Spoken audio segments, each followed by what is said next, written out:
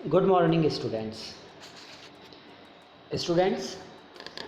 Last class में हम लोगों ने कंपनी के फॉर्मेशन से रिलेटेड कौन कौन से डॉक्यूमेंट्स की रिक्वायरमेंट होती है इस टॉपिक पे डिस्कस किया था। और कंपनी के फॉर्मेशन के लिए हमने डिस्कस किया था कि प्रॉस्पेक्टस की रिक्वायरमेंट होती है, एमओए जिसमें कंपनी के रूल्स रेगुलेशंस की लिखे हुए होते हैं उसकी रिक्वायरमेंट होती है। आज हम बात करेंगे आर्टिकल ऑफ एसोसिएशन AOA, इसकी भी रिक्वायरमेंट होती है कंपनी के फॉर्मेशन के लिए। जब कंपनी का रजिस्ट्रेशन होता है तो रजिस्ट्रार ऑफिस में कुछ डॉक्यूमेंट सबमिट करने होते हैं, उसमें आर्टिकल ऑफ एसोसिएशन भी एक नेसेसरी डॉक्यूमेंट है जो कि सबमिट करना होता है। बात करते हैं आर्टिकल ऑफ एसोसिएशन डॉक्यूमेंट के अंदर क्या क्या चीज़ें लिखी जाती हैं, कौन कौन से डॉक्यूमेंट साथ में फिलअप किए जाते हैं। Article of association contents rules and regulations. Article of association में क्या होता है, रूल्स और रेगुलेशंस होते हैं regarding the management of companies internal affairs. हमने बात करी थी MOA की, मेमोरेंडम ऑफ एसोसिएशन में आउटसाइडर्स के लिए रूल्स रेगुलेशंस लिखे जाते हैं, जबकि आर्टिकल ऑफ एसोसिएशन में कंपनी के रूल्स रेगुलेशंस होते हैं पर वो किससे रिलेटेड होते हैं, कंपनी के इंटरनल अफेयर्स से रिलेटेड होते हैं। It defines the powers, duties and rights of managers, officers and the board of directors. ये जो रूल्स रेगुलेशंस होते हैं या जो इंटरनल अफेयर्स में जो डॉक्यूमेंट अटैच किए जाते हैं वो किसको डिफ़ाइन करते हैं, कंपनी के जो मैनेजर्स हैं, ऑफिसर्स हैं, बोर्ड ऑफ डायरेक्टर्स हैं, उनके पावर्स क्या होंगे, उनकी ड्यूटीज़ क्या होंगे, उनके राइट्स क्या होंगे। ये सारी बातें कहाँ लिखी होती है, आर्टिकल ऑफ एसोसिएशन के अंदर। Generally all the companies prepare their own article of association.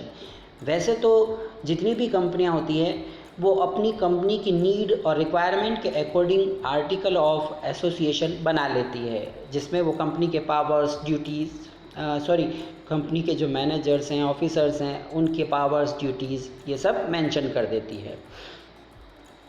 In case of companies do not want to prepare, अगर कंपनी ऐसा चाहती है कि वो अपने आर्टिकल ऑफ एसोसिएशन जो बनाना होता है, डॉक्यूमेंट जो प्रिपेयर करने होते हैं वो नहीं बनाना चाहती है their own article of association, then they can select any of one article of association given in table of Companies Act 1956।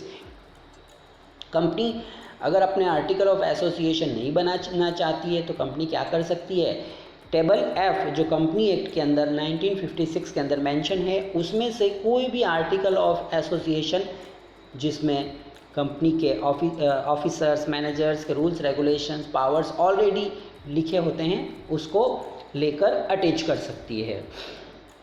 The article of association must be sign by all the directors of company.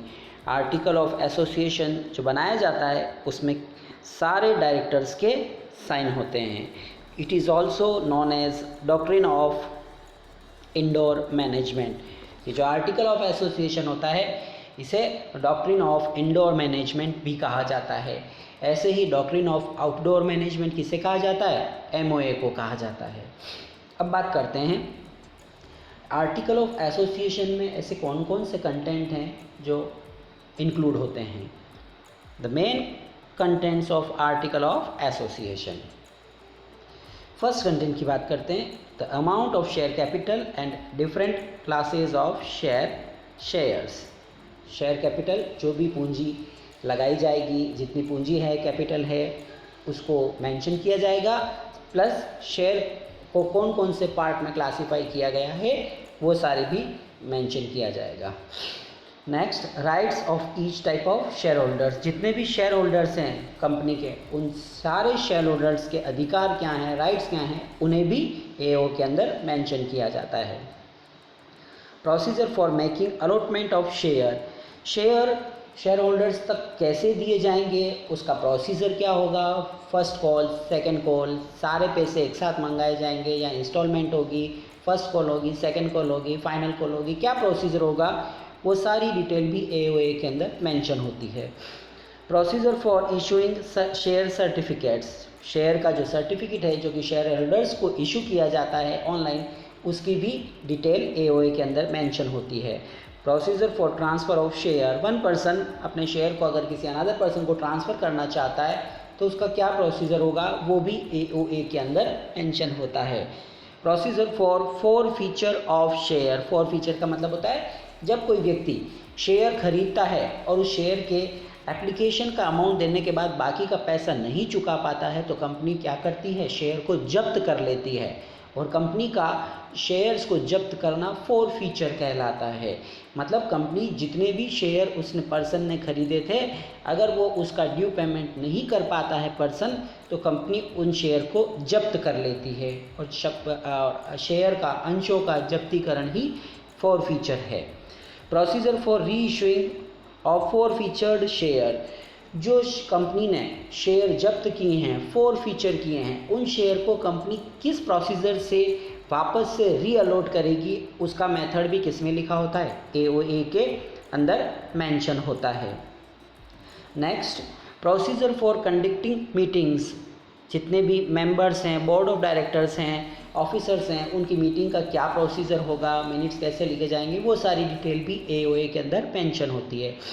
Procedure for appointment of removal of directors, directors को कैसे appoint किया जाएगा plus उन्हें removal करने का क्या procedure होगा, ये भी एओए के अंदर मेंशन होता है।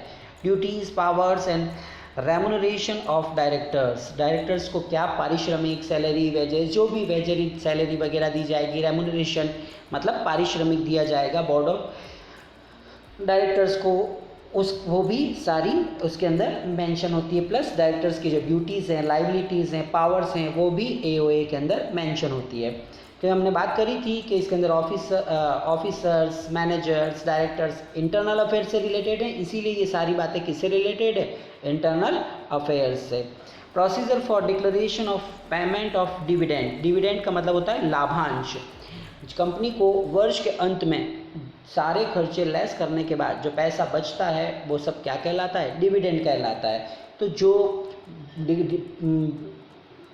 अमाउंट बचेगा, जो डिविडेंड बचेगा, उसका डिक्लेरेशन, पेमेंट मतलब डिविडेंड कैसे शेयर होल्डर्स को दिया जाएगा, उसका प्रोसीजर क्या होगा, वो सारा मेथड भी उसके अंदर लिखा होता है। प्लस डिविडेंड को जो बचा है उसको डिक्लेयर करने का प्रोसीजर भी मेंशन होता है।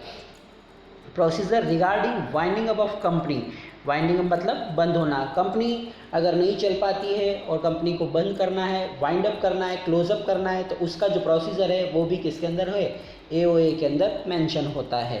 Procedure regarding keeping of books of accounts and their audits, company की जो अकाउंट्स है, बैलेंस शीट है, ट्रेडिंग अकाउंट है, प्रॉफिट एंड लॉस अकाउंट है, जितना भी हिसाब किताब है, उसके लिए कौन कौन सी बुक्स रखी जाएंगी, उनको रखने का तरीका क्या होगा, कौन कौन सी बुक्स हैं, प्लस उनकी ऑडिट कब कब करवाई जाएगी, इन सारी डिटेल को भी एओए के अंदर मेंशन किया जाता है। And last final, seal of company, जैसा कि हमने बात करा था, कंपनी एक आर्टिफिशियल पर्सन है तो कंपनी साइन नहीं करती है, मतलब उसके बदले में वो सील लगाती है। तो उस सील से रिलेटेड जो भी सील के जो कंटेंट है वो किस में मेंशन होते हैं, एओए के अंदर मेंशन होते हैं। यहाँ तक स्टूडेंट्स हम लोगों ने कंपनी के फॉर्मेशन के लिए कौन कौन से नेसेसरी डॉक्यूमेंट्स की रिक्वायरमेंट है उसको कंप्लीट कर लिया है। अब हम बात कर रहे हैं choice of form of business enterprises. जब भी कोई व्यक्ति बिजनेस लगाता है तो उसके पास में लॉट ऑफ चॉइस हैं। जैसा कि हमने बात किया कि एक व्यक्ति चाहे तो वो सोल प्रोप्राइटर भी बन सकता है, पार्टनरशिप भी लगा सकता है, वो कोऑपरेटिव सोसाइटी भी लगा सकता है ना, वो कंपनी भी बना सकता है, वो लिमिटेड लाइबिलिटी पार्टनरशिप एलएलपी भी क्रिएट कर सकता है। तो एक पर्सन के पास में लॉट ऑफ अल्टरनेटिव्स हैं, मेथड्स हैं, जिनको चूज़ कर वो सेलेक्ट कर सकता है। तो जब भी किसी फॉर्म ऑफ बिजनेस को पर्सन सेलेक्ट करे उससे पहले उसे कौन कौन से कंटेंट्स को ध्यान रखना चाहिए उनकी बात करते हैं।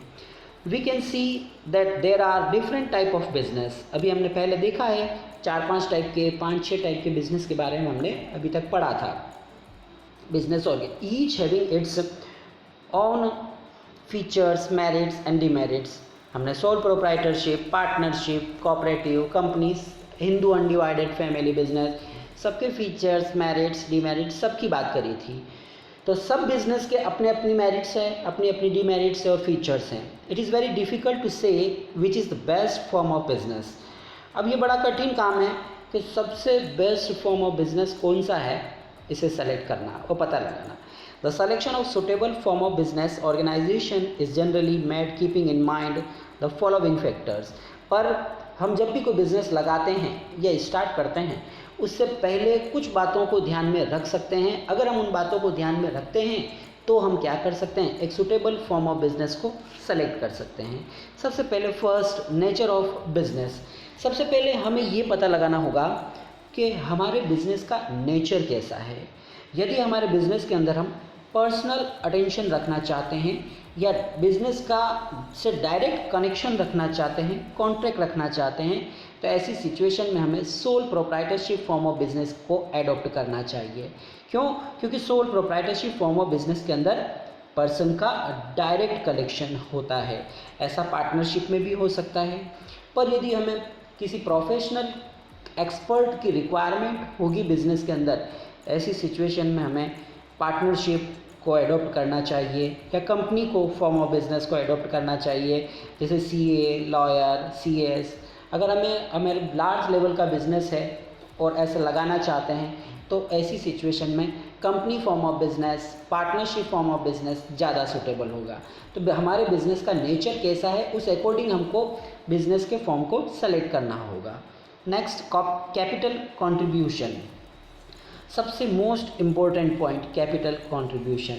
हमें ये डिसाइड करना होगा कि हमारे बिजनेस के लिए कितनी फाइनेंस की रिक्वायरमेंट है, कितना पैसे की रिक्वायरमेंट है।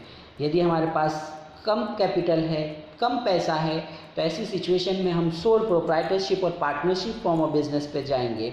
पर अगर हमारे पास ह्यूज और लार्ज कैपिटल है, लॉट ऑफ रिसोर्सेज हैं, तो ऐसी सिचुएशन में हम किस फॉर्म ऑफ बिजनेस को सेलेक्ट करेंगे, कंपनी फॉर्म ऑफ बिजनेस को सेलेक्ट करेंगे। Next, degree of control. Degree of control से रिलेटेड मीन्स हम अभी जब नेचर ऑफ बिजनेस वाली बात करी थी, वही उसी से रिलेटेड पॉइंट है ये कि बिजनेस के ऊपर कितना कंट्रोल हम, जो ओनर है, जो मालिक है, वो रख पाएगा। तो soul proprietorship form of business के अंदर ज़्यादा से ज़्यादा पर्सन क्या कर सकता है, कंप्लीटली बिजनेस को कंट्रोल कर सकता है ना, अपने उसके कंट्रोल में रहता है। जबकि वो कंपनी फॉर्म ऑफ बिजनेस लगाता है तो उसका कंट्रोल उसके पास नहीं होता है। क्यों? क्योंकि कंपनी की जो पूंजी होती है, कैपिटल होती है, वो किस में डिवाइडेड होती है, शेयर में डिवाइड होती है, और कंपनी के लॉट ऑफ ओनर्स होते हैं। वहाँ पर कंट्रोलिंग एक पर्सन के पास नहीं होती है, लॉट ऑफ पर्सन के पास होती है। Next, legal formalities. अगर हमें ज़्यादा फॉर्मेलिटीज़ फुलफ़िल करनी है, किसी बड़े बिजनेस को लगाना है, तो फिर लीगल फॉर्मेलिटी, अगर हम कंपनी लगाएंगे तो हमें lot of legal procedure formalities को एडॉप्ट करना पड़ेगा। जैसा कि हमने पढ़ा था, प्रॉस्पेक्टस, एमओए, एओए, फिर उनके अंदर सब कंटेंट, सब जो डॉक्यूमेंट्स है, वो सारे इंटरनल डॉक्यूमेंट, वो सब भी फिलअप करने होंगे, रजिस्ट्रेशन कराना होगा, है ना। तो ये सारी लीगल फॉर्मेलिटीज़ कंपनी बनानी है तो करनी ही पड़ेगी, क्योंकि कंपनी का रजिस्ट्रेशन कराना एसेंशियल है। पर अगर हम sole proprietorship form of business लगाते हैं तो हमें रजिस्ट्रेशन कराने की रिक्वायरमेंट नहीं होगी, कुछ बिजनेस को छोड़कर।